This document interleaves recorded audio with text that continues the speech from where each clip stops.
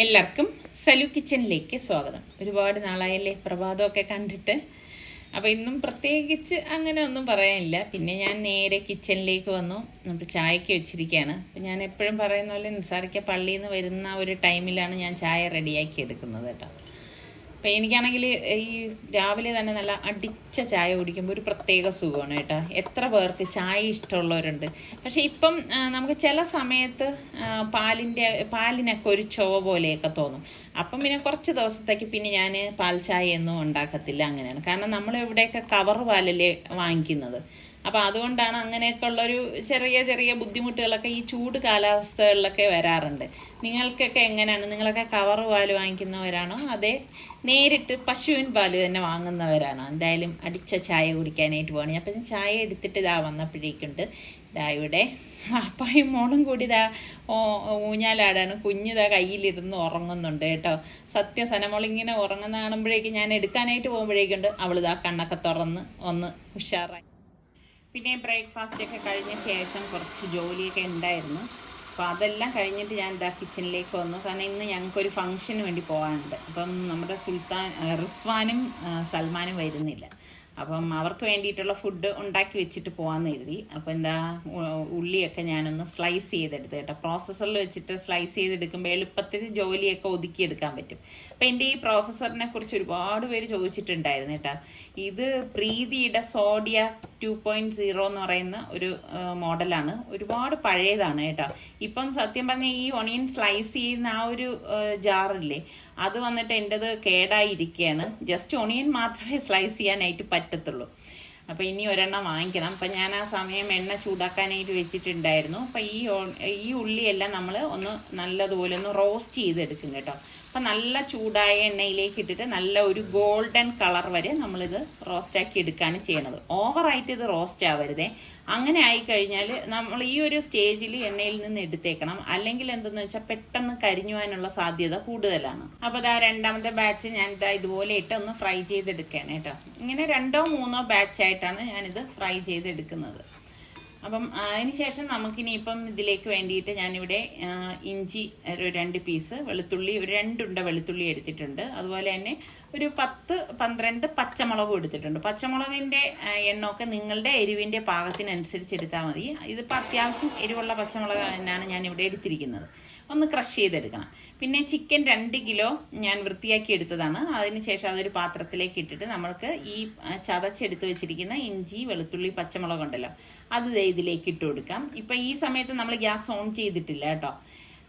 ഇപ്പം ഇതിനിടയിൽ ഞാൻ സവാളയൊക്കെ ഒന്ന് ഫ്രൈ ചെയ്തുകൊണ്ടിരിക്കുകയാണ്. തീർന്നിട്ടില്ലായിരുന്നു കേട്ടോ. പിന്നെ നമ്മളുടെ തൈരുണ്ടല്ലോ, 1 കപ്പ് തൈര് 250 ml കപ്പിലാണ് ഞാനിപ്പം 1 കപ്പ് നല്ല കട്ടിയുള്ള തൈര് തന്നെ നമ്മൾ ഇതിലേക്ക് എടുക്കണം.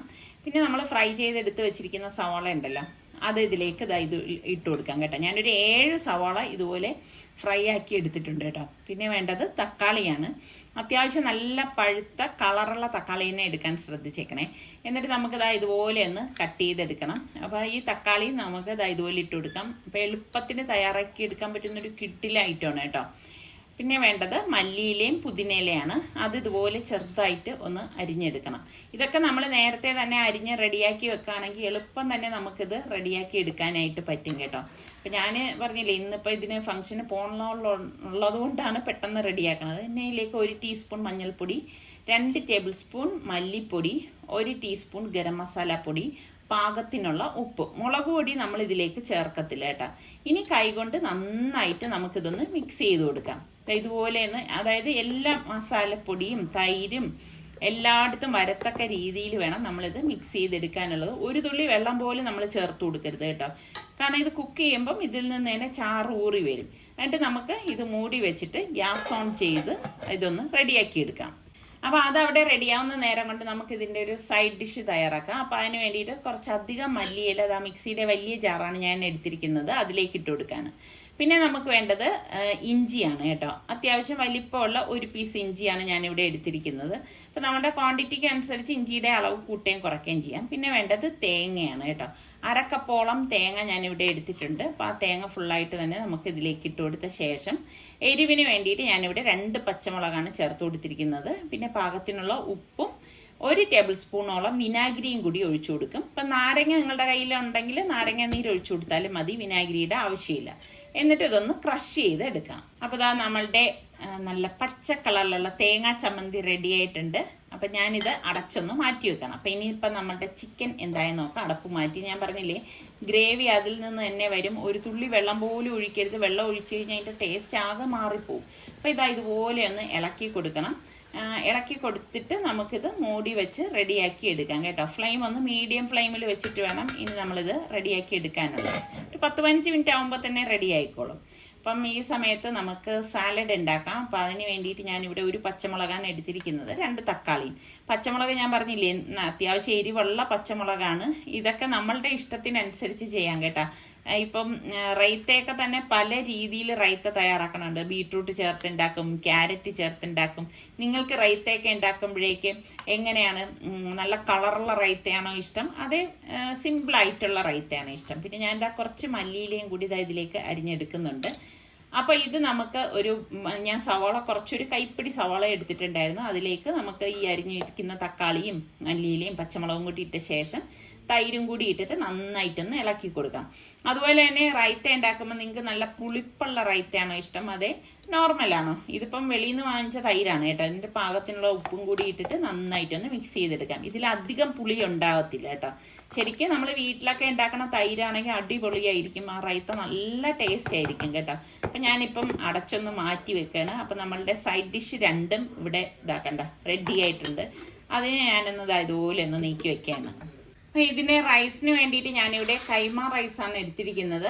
അപ്പം ഞാനിവിടെ 3 കപ്പ്, ഈ ഒരു കപ്പിലാണ് എടുത്തിരിക്കുന്നത് കേട്ടോ.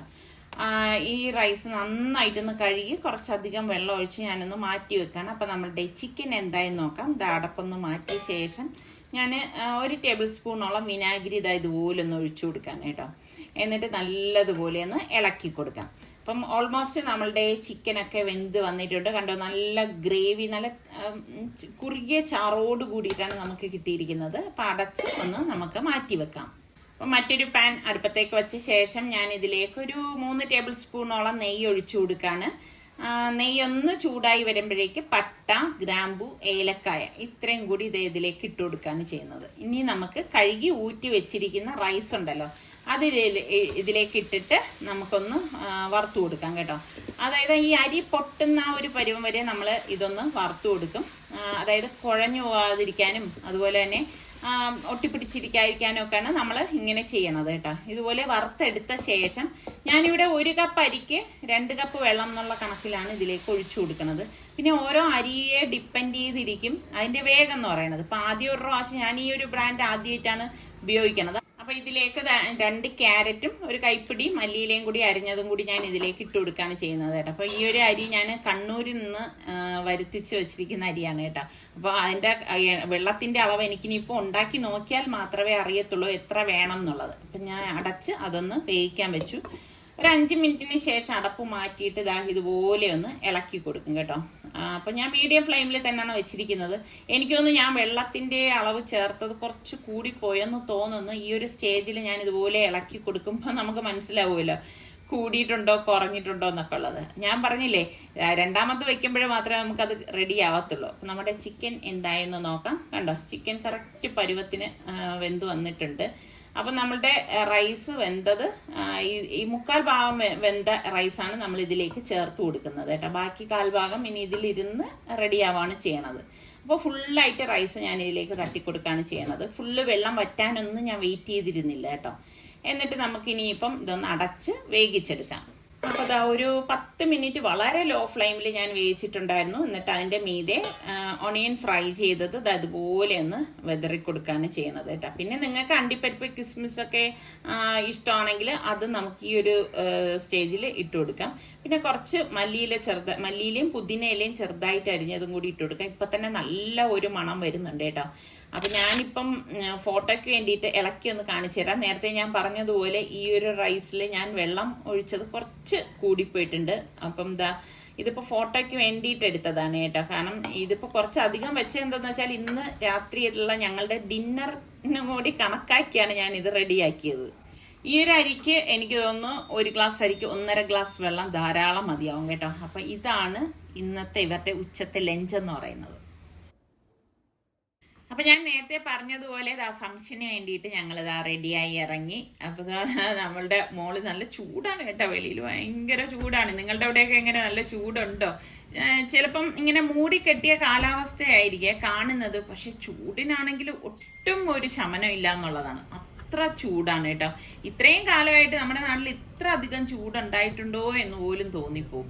അപ്പം ഈ ഫംഗ്ഷൻ ഇപ്പം ഞാനും മോളും നിസാറിക്കയും സനമോളും മാത്രമേ പോകണുള്ളൂ. നമ്മുടെ റിസ്വാനും സൽമാനും വരുന്നില്ല, അവർക്ക് പ്രൊജക്റ്റോ വർക്കോ ഏതൊക്കെ ഉണ്ടെന്നൊക്കെ പറഞ്ഞു കേട്ടോ.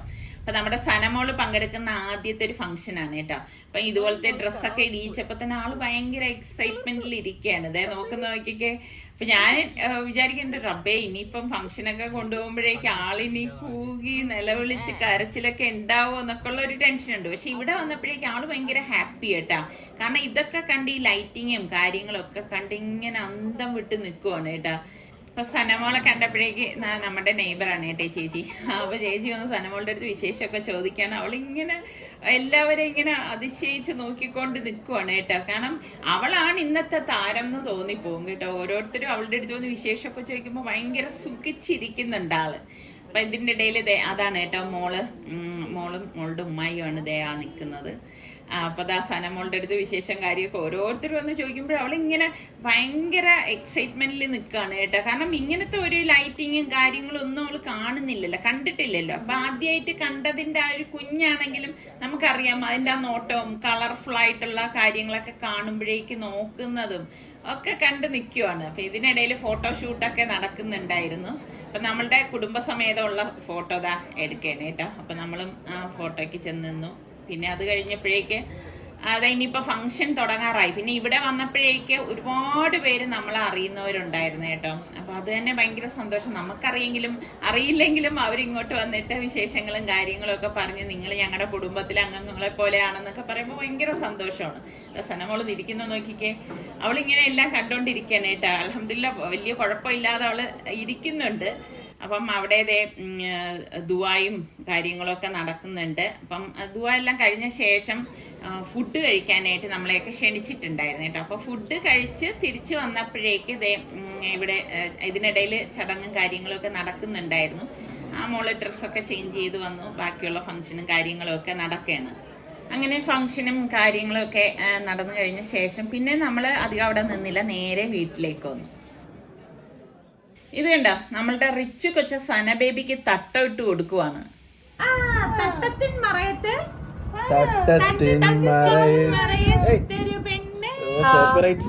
ഇത്ര നല്ല ഗായകന്മാരുണ്ട്.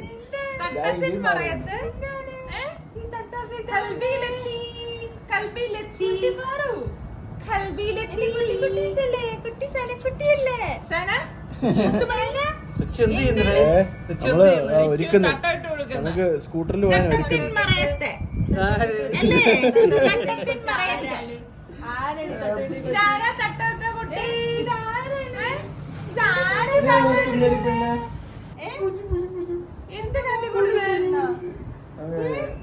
മാറ്റി മാറ്റി സോദരനൊക്കെ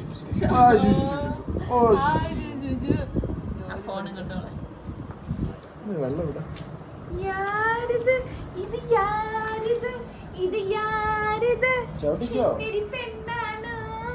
ചവിട്ടിക്കോ.